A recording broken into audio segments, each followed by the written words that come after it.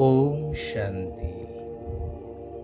ଯେଉଁମାନେ କି ଏହି କଲ୍ୟାଣକାରୀ ପୁରୁଷୋତ୍ତମ ସଙ୍ଗମ ଯୁଗରେ କଲ୍ୟାଣକାରୀ ଶିବ ପିତାଙ୍କ ଠାରୁ ସର୍ବଶ୍ରେଷ୍ଠ ଆତ୍ମଜ୍ଞାନ ପ୍ରାପ୍ତ କରି ଅବ୍ୟକ୍ତ ଅର୍ଥାତ୍ ସମ୍ପୂର୍ଣ୍ଣ ଆତ୍ମିକ ସ୍ଥିତିକୁ ପ୍ରାପ୍ତ କରିବାର ପୁରୁଷାର୍ଥ କରୁଛନ୍ତି, ସେମାନଙ୍କୁ ହୃଦୟର ସହିତ ଆନ୍ତରିକ ଈଶ୍ୱରୀୟ ଶୁଭ ଅଭିନନ୍ଦନ, ସୁପ୍ରଭାତ, ସୁସ୍ୱାଗତମ୍। ଆଜିର ଏହି ଶୁଭ ଦିନରେ ପ୍ରେମମୟ ଏବଂ କୃପାମୟ ବାପ ଦାଦା ନିଜର ବାବାଙ୍କ ସମାନ ହେବାର ପୁରୁଷାର୍ଥୀ ସନ୍ତାନମାନଙ୍କୁ ଦେଖୁଛନ୍ତି ତଥା ବିଶ୍ୱର ସମସ୍ତ ଆତ୍ମାମାନଙ୍କୁ, ଯେଉଁମାନେ କି ନିଜର ଆତ୍ମିକ ପିତା ପରମାତ୍ମାଙ୍କର ପରିଚୟକୁ ମଧ୍ୟ ଜାଣିନାହାନ୍ତି, ସେମାନଙ୍କୁ ମଧ୍ୟ ଦେଖୁଛନ୍ତି। କାରଣ ସମସ୍ତେ ତ ଭଗବାନଙ୍କର ସନ୍ତାନ ନା। ଜାଣତରେ ହେଉ ବା ଅଜାଣତରେ ବର୍ତ୍ତମାନ ସମୟରେ ବିଶ୍ୱର ଅଧିକାଂଶ ଆତ୍ମାଙ୍କୁ ଦୟା ବା କୃପାର ଆବଶ୍ୟକତା ରହିଛି। ସେଥିପାଇଁ ପିତାଙ୍କର ସଠିକ୍ ପରିଚୟ ନ ଜାଣି ମଧ୍ୟ ବିଭିନ୍ନ ନାମ ରୂପରେ ଡାକି ଚାଲିଛନ୍ତି। ଟିକିଏ ଦୟା ଦୃଷ୍ଟି ପାଇବା ପାଇଁ ଡାକ ଛାଡ଼ୁଛନ୍ତି। କାହିଁକି ନା ଭିନ୍ନ ଭିନ୍ନ ସମସ୍ୟା ଗୁଡ଼ିକ କାରଣରୁ ତଥା ନିଜର ମନ ଏବଂ ବୁଦ୍ଧିର ସନ୍ତୁଳନ ନ ରଖିପାରିବା କାରଣରୁ କୃପାମୟ ପରମାତ୍ମା ପିତାଙ୍କୁ ବା ନିଜ ନିଜର ମାନ୍ୟତା ଅନୁସାରେ ନିଜର ଇଷ୍ଟଦେବମାନଙ୍କର କୃପା ପାଇବା ପାଇଁ ବହୁ ଦୁଃଖ ଶାନ୍ତିରେ ପଡ଼ି ଡାକିବାରେ ଲାଗିଛନ୍ତି। ସେଥିପାଇଁ ପରମାତ୍ମା ପିତାଙ୍କୁ ମଧ୍ୟ ସେହି ଇଷ୍ଟମାନଙ୍କ ଦ୍ୱାରା ହିଁ ସେମାନଙ୍କର ଭାବନାର ଫଳ ପ୍ରଦାନ କରିବାକୁ ପଡ଼ୁଛି। ତେବେ ଦାତା ତ ସେ ହିଁ ଜଣେ ନା। ତେଣୁ ଶିବ ପରମାତ୍ମା ପିତା ମଧ୍ୟ ସନ୍ତାନମାନଙ୍କୁ କହୁଛନ୍ତି କି ବାବାଙ୍କର ସହଯୋଗୀ ସାଥୀ ଅର୍ଥାତ୍ ଭୁଜା ତ ତୁମେ ବ୍ରାହ୍ମଣ ସନ୍ତାନମାନେ ହିଁ ଅଟ। ସଙ୍ଗମଯୋଗୀ ଶ୍ରେଷ୍ଠ ବ୍ରାହ୍ମଣ, ଯେହେତୁ ସାରା ବିଶ୍ୱବାସୀ ଆତ୍ମିକ ରୂପରେ ତୁମର ଭାଇ ଅଟନ୍ତି, ତେଣୁ ତୁମେମାନେ ମାଷ୍ଟର ଦୟାର ସାଗର ହୋଇ ସେମାନଙ୍କ ଉପରେ, ଦୁଃଖୀ ଆତ୍ମାମାନଙ୍କ ଉପରେ ଦୟାଶୀଳ ହୁଅ। ତେବେ ଯେତେବେଳେ ସ୍ୱ ଅର୍ଥାତ୍ ନିଜର ଉନ୍ନତି ପାଇଁ ସ୍ୱ ଉପରେ ଦୟାଶୀଳ ହେବ, ସେତେବେଳେ ସ୍ୱତଃ ବେହଦ୍ର ବୈରାଗ୍ୟ ବୃତ୍ତି ଜାଗ୍ରତ ହେବ।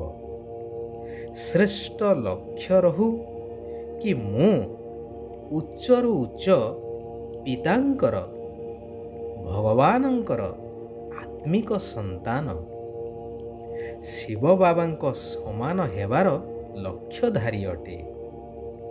ତେବେ ଏହି ଲକ୍ଷ୍ୟ ହିଁ ନିଜ ଭିତରେ ଥିବା କମି, କମଜୋରି ବା ଦୁର୍ବଳତା ପ୍ରତି ସ୍ୱତଃ ବୈରାଗ୍ୟ ଉତ୍ପନ୍ନ କରାଇଦେବ। ଯେପରି ସଚ୍ଚା ଭକ୍ତଟିଏ ଦୟାଳୁ ହୋଇଥାନ୍ତି, ଅର୍ଥାତ୍ ପାପ କରିବାକୁ ଡରିଥାନ୍ତି ନା। ତୁମେ ସନ୍ତାନମାନେ ତ ଭକ୍ତଙ୍କ ଠାରୁ ଶ୍ରେଷ୍ଠ ଜ୍ଞାନୀ, ତେଣୁ ତୁମକୁ ଦୟାଳୁ ହୋଇ ପ୍ରଥମେ ପାପଠାରୁ ଦୂରେଇ ରହିବା ଦରକାର।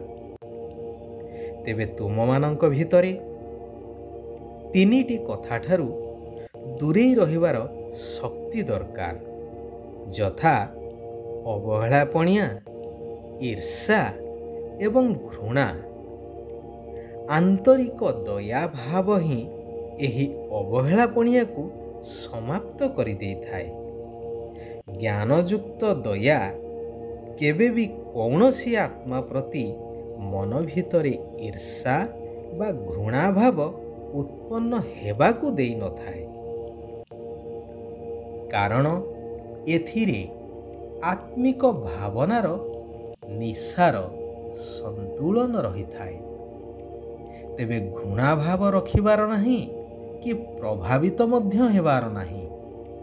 ଯେହେତୁ ତୁମେମାନେ ପରମାତ୍ମାଙ୍କ ଉପରେ ପ୍ରଭାବିତ ହୋଇସାରିଛ, ତେଣୁ ଅନ୍ୟ ଉପରେ କିପରି ବା ପ୍ରଭାବିତ ହୋଇପାରିବ?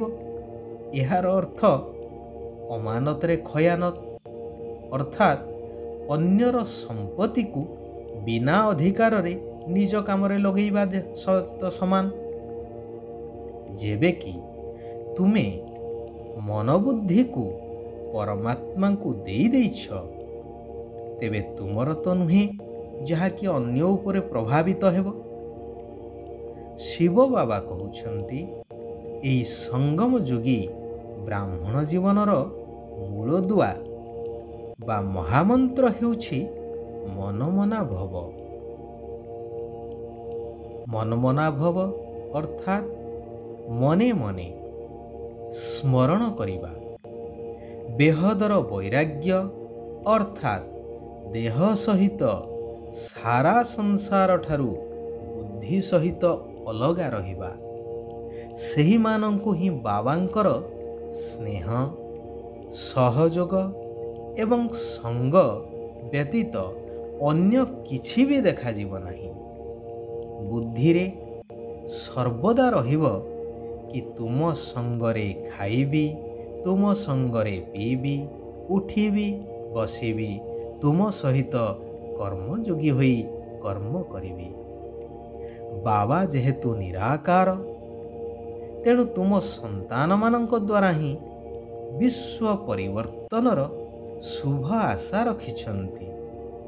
ତେଣୁ ବାବାଙ୍କର ହୃଦୟର ଆଶାକୁ ପୂର୍ଣ୍ଣ କରୁଥିବା ମହାନ ଆତ୍ମା, କୁଳ ପ୍ରଦୀପ ଆତ୍ମାମାନଙ୍କୁ, ବିଜୟୀ ଆତ୍ମାମାନଙ୍କୁ ବାପ ଦାଦା ସର୍ବଦା ୟାଦ ପ୍ୟାର ଏବଂ ନମସ୍ତେ କରିଥାନ୍ତି। ବାବା କହୁଛନ୍ତି, ପ୍ରାପ୍ତି ଗୁଡ଼ିକୁ ନିଜର ସ୍ମୃତିରେ ଜାଗ୍ରତ କରି ସର୍ବଦା ଖୁସିର ଅନୁଭୂତି କରୁଥିବା ସହଜ ଯୋଗୀ ହୁଅ। ରାଜଯୋଗର ଆଧାର ହେଉଛି ସ୍ନେହ ଏବଂ ସ୍ନେହର ଆଧାର ହେଲା ସମ୍ବନ୍ଧ। ସମ୍ବନ୍ଧ ଦ୍ୱାରା ହିଁ ସର୍ବପ୍ରାପ୍ତି ହୋଇଥାଏ। କହିବା ବାହୁଲ୍ୟ, ଯେଉଁଠାରୁ ସର୍ବପ୍ରାପ୍ତି ହୋଇଥାଏ ବା ସବୁ କିଛି ମିଳିଥାଏ, ମନବୁଦ୍ଧି ତ ସ୍ୱତଃ ସେଠାକୁ ଚାଲି ଯାଇଥାଏ ନା। ତେଣୁ ବାବା ଯେଉଁ ସବୁ ଶକ୍ତିର, ଜ୍ଞାନର, ଗୁଣର, ସୁଖ ଶାନ୍ତିର, ଆନନ୍ଦ ଏବଂ ପ୍ରେମର ସମ୍ପତ୍ତି ଦେଇଛନ୍ତି, ଅର୍ଥାତ୍ ଯେଉଁ ସବୁ ପ୍ରାପ୍ତି ଗୁଡ଼ିକୁ ଆମେମାନେ ପ୍ରାପ୍ତ କରିଛେ, ସେଗୁଡ଼ିକୁ ବୁଦ୍ଧିରେ ବାରମ୍ବାର ଜାଗ୍ରତ କରିବା ଦରକାର। ତେବେ ଖୁସିର ଅନୁଭୂତି ହେବାକୁ ଲାଗିବ ଏବଂ ସହଜ ଯୋଗୀ ହୋଇଯିବ। ସହଜ ଯୋଗୀ ଅର୍ଥାତ୍ ନିଜକୁ ବିନ୍ଦୁ ଶରୀରଠାରୁ ଅଲଗା ଆତ୍ମନିଶ୍ଚୟ କରି ନିରାକାର ପରମାତ୍ମାଙ୍କ ସହିତ ନିରନ୍ତର ବୁଦ୍ଧିର ଯୋଗ ଲାଗି ରହିବା।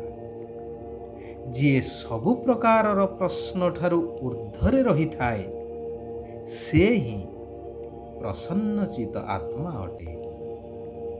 ଆଚ୍ଛା, ଆଜି ପାଇଁ ଏଇଠାରେ ଆମେମାନେ ବିରାମ ନେବା। ଆସନ୍ତାକାଲି ପୁନଶ୍ଚ ଆମେ ଆତ୍ମିକ ସନ୍ତାନମାନେ ସେହି ପରମାତ୍ମା ପିତାଙ୍କର ଆଉ କିଛି କଲ୍ୟାଣକାରୀ ମହାବାକ୍ୟକୁ ଆଲୋଚନା କରିବା, ଚିନ୍ତନ କରିବା, ଧାରଣ କରିବା ଏବଂ ନିଜର ଜୀବନକୁ ପରିବର୍ତ୍ତନ କରିଚାଲିବା। ତତ୍ସହିତ ସାରା ବିଶ୍ୱକୁ ପରିବର୍ତ୍ତନ କରିବା କାର୍ଯ୍ୟରେ ସହଯୋଗୀ ହେବା। ଓମ୍ ଶାନ୍ତି, ଓମ୍ ଶାନ୍ତି, ଓମ୍ ଶାନ୍ତି।